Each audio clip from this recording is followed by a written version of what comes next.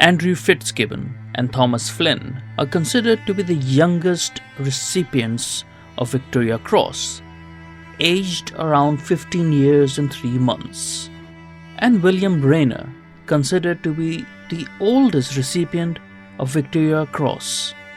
Today we will look into what made them receive the Victoria Cross. Andrew Fitzgibbon was possibly the youngest recipient, as we said before, which is the highest and the most prestigious award for gallantry in the face of the enemy that can be awarded to British and Commonwealth forces. Fitzgibbon was born in Gujarat in India in 1845. He was 15 years old and a hospital apprentice in the Indian medical establishment, in the Indian Army, attached to the 67th Regiment during the Third China War, when the following deed took place for which he was awarded the Victoria Cross. On 21st of August 1860, at the capture of the northern of the Toku force in China, hospital apprentice Fitzgibbon accompanied a wing of the 67th Regiment when it took up a position within 500 yards of the fort. He then proceeded under heavy fire to attend a dholi bearer. A dholi is sort of a litter, it's a wheelless vehicle, a type of a human-powered transport where, two people sort of carry you. He proceeded under heavy fire, as we said, to attend a dholi bearer whose wound he had been, told to bind up. Then, while the regiment was advancing under enemy's fire, he ran across the open ground to attend to another wounded man.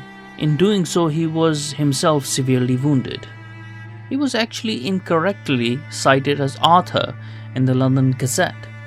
Fitzgibbon later achieved the rank of apothecary, which is an archaic English term for a medical professional who formulates and dispenses medicine to physicians, surgeons and patients. He died in Delhi, India on 7th of March 1883, aged just 37. He is believed to have been buried with his Victoria Cross. The citation of his medal reads that on 21st of August 1860, for having behaved with great coolness and courage at the capture of the North Taku fort on the 21st of August 1860. On the morning of that day, he accompanied a wing of the 67th Regiment when it took up a position within 500 yards of the fort.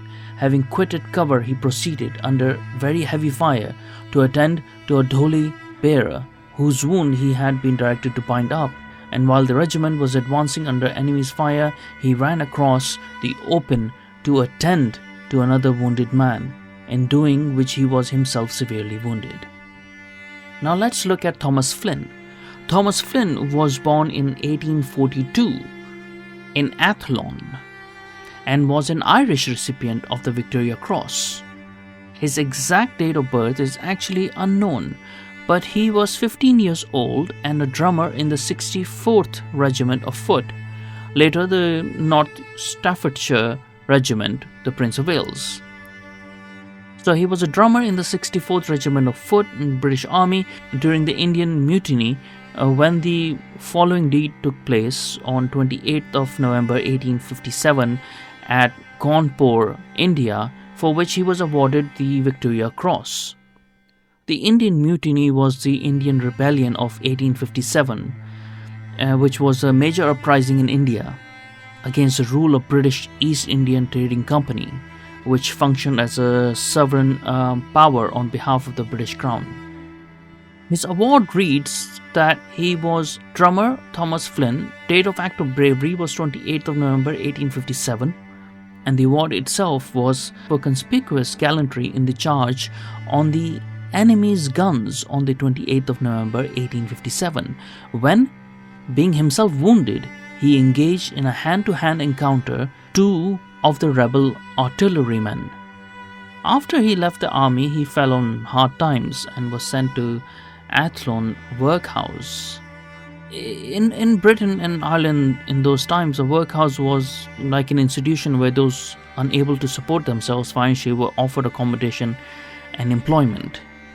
His local member of parliament, Donald Sullivan, raised the matter in the House of Commons in April 1892 about his condition post-war as a recipient of the Victoria Cross.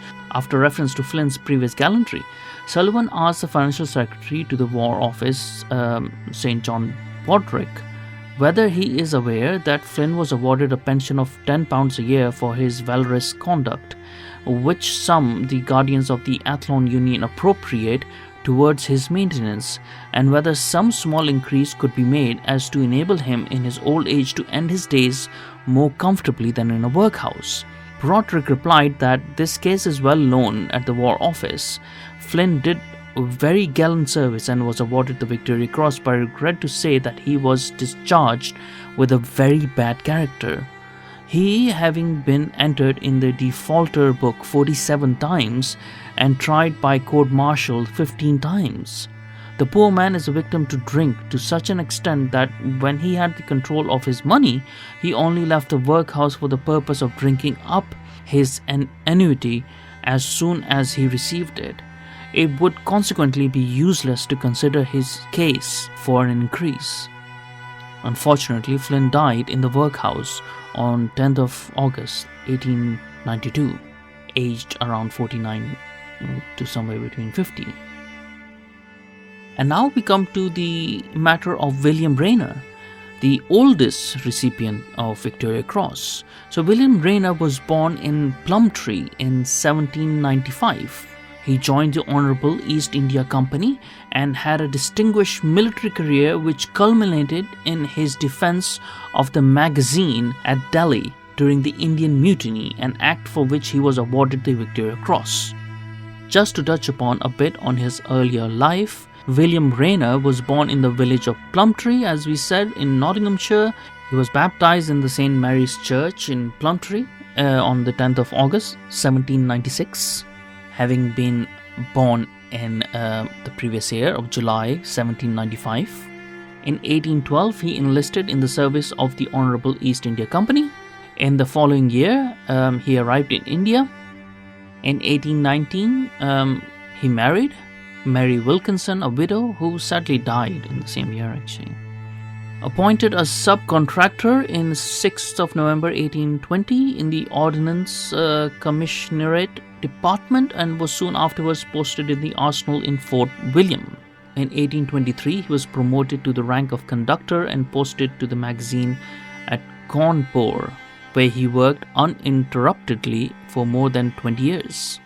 In the August of 1823, William Raynor married Mary Ann Verrill at Cawnpore in India, and they went on to have 5 kids. So in 1843, he was promoted to the rank of Deputy Assistant Commissary of Ordnance and posted to the Delhi magazine, in which he served for nearly 14 years. In 1845, he was promoted to the rank of Assistant Commissary of Ordnance. 1852, advanced to commission rank and appointed a lieutenant of the veteran establishment. This type of promotion was almost unheard of within the East India Company's army, a substantial achievement. In 1855, he was posted to the magazine at Firozpur, but was directed to continue doing duty as a temporary arrangement at Delhi. He was in Delhi at the outbreak of the Indian Mutiny in 1857. So as we said, Indian Mutiny happened in the 1850s, saw a deterioration in the relations between the British officers and the Indian other ranks in the East India Company's Bengal army. Many Indians believed that the British were seeking to destroy traditional Indian social, religious and cultural customs, a view shared by a lot of sepoys of the Bengal army, a substantial number of whom were high caste Brahmins. So let's see at what his citation actually reads. For gallant conduct in defense of the magazine at Delhi on the 11th of May 1857, of the gallant 9, only 4 escaped. When the magazine was blown into the air, 5 of them died with it, and with them died also 1,000 mutineers. Willoughby and Forrest joined a party of Europeans at the main gate at Delhi, so blackened as to be almost unrecognizable. Willoughby was shortly afterwards killed in an encounter with the mutineers in a village on the way to Cruthnall. At the attack on the fort of Ruthia, Lieutenant Edward Willoughby, brother of the Willoughby of the Powder Magazine, though on the sick list, left his dholi to join in the fight and was killed in a daring attempt to scale the parapet. Captain Caffey and Private Thompson brought in his body and won the Victoria Cross. The two other men of the 9 who escaped were Raynor and Buckley, who, taking different directions, eventually reached Meerut in safety. And his Victoria Cross citation reads, "On the 11th of May 1857 at Delhi, India, Lieutenant Raynor and 9 other soldiers defended the magazine of the fort for more than 5 against a large, vastly superior number of rebels and mutineers. When the enemy had finally scaled the wall and with no relief in sight, Lieutenant Raynor ordered the contents of the magazine to be detonated. Only Lieutenant Raynor and 2 other soldiers survived, but many of the enemy were killed. At the age of 61, Lieutenant William Raynor is the oldest person to receive the Victoria Cross." The engraving on the reverse of the Victoria Cross reads, "Captain W.M. Raynor." It was about this time that William Raynor was promoted to captain, a rank he held until his death. He died of natural causes at Firozpur in North India on the Indo-Pak border. So those were the accounts of the 2 youngest and the 1 oldest recipient of Victoria Cross ever. I hope you enjoyed listening to this episode and just knowing about some of the bravery of British soldiers receiving Victoria Cross. Until next time, take care, be good, and thank you so much for listening.